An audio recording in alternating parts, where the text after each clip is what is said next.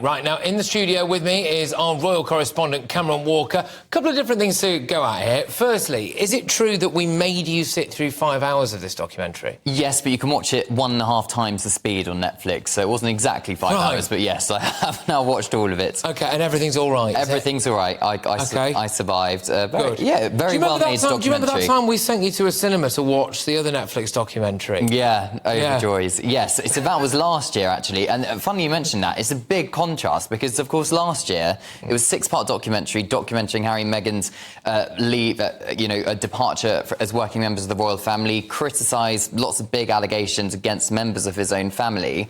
In contrast to this documentary that's been released today, which is very much Prince Harry controlling the narrative, but putting the spotlight off of it, taking the spotlight off of him and putting it onto wounded veterans. Because this is kind of what he does best, OK? This is the Prince Harry that genuinely I think everybody really does love, which is when he's doing charity work for things like Well Child, when he's maybe out in Africa, or when he's doing the Invictus Games stuff, and crucially a lot of that is to do with when he's on his own as well, I think it's fair to say. But he has also caused a little bit of controversy. He couldn't resist having a bit of a pop at the royals, could he? No, he couldn't. Well, subtly, yes. So he talked about the trauma he experienced when his mother died, aged when he was 12, and the subsequent lack of help, he says, from the royal family and the institution to deal with that grief. And also talks about coming back from Afghanistan, leaving the army and still being a working royal and still not having any help, to the point where he was curled up on the ball in a fetal position before he decided to get therapy. But he does criticise the institution, perhaps, for not giving him support. He also criticises, Patrick, the British media. No, surely not. I mean, what's anyone in the British media ever done to Prince Harry? What does he say about me, the media?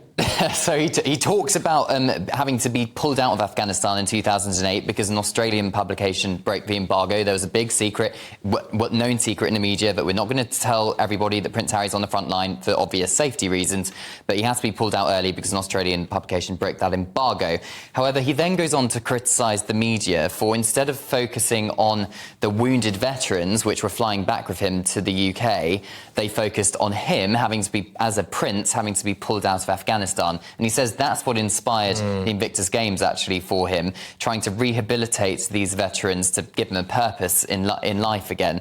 So it was mainly about that, to be honest, rather than anything else, but there were a few small blips. 20% Prince Harry, 80% veterans, and a tiny smattering of Meghan in there as well. OK, well, talk to me a little bit about the Meghan stuff. Yeah, well, she's hardly in it. There's not much to say. She's following Prince Harry around very much in a supporting role on a couple of these public engagements which we've seen over the last year or so.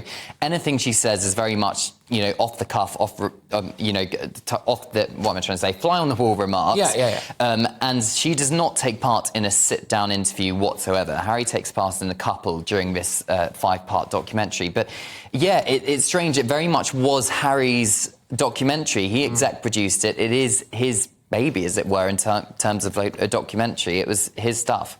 Well, that is interesting, actually. So he's actually executively produced this documentary, then, for Netflix. Yeah, he has. But there are actually some quite inspiring stories in there that you were just mentioning to me a little bit off-air as well about some of the characters.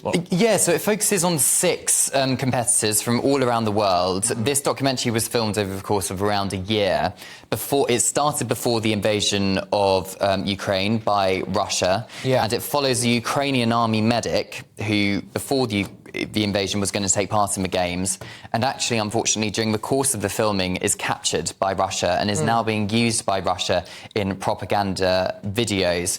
There was also another very inspiring story of the Team GB rugby coach who has a heart attack and literally dies for 27 minutes before he goes into resus and the doctors save him. His wife had to give him CPR. So it's all these inspirational stories which are coming out from this documentary. And to be honest, from watching the 5 hours, if it wasn't my job to be a royal correspondent, the takeaway would be those 6 veterans rather than Prince Harry. I think that's a good thing, I honestly really do. I think that should be where the focus is. And I think even Prince Harry maybe is not so close-minded that he couldn't recognise that, or at least somebody at Netflix maybe had a word with him on that. Cameron, thank you very, very much.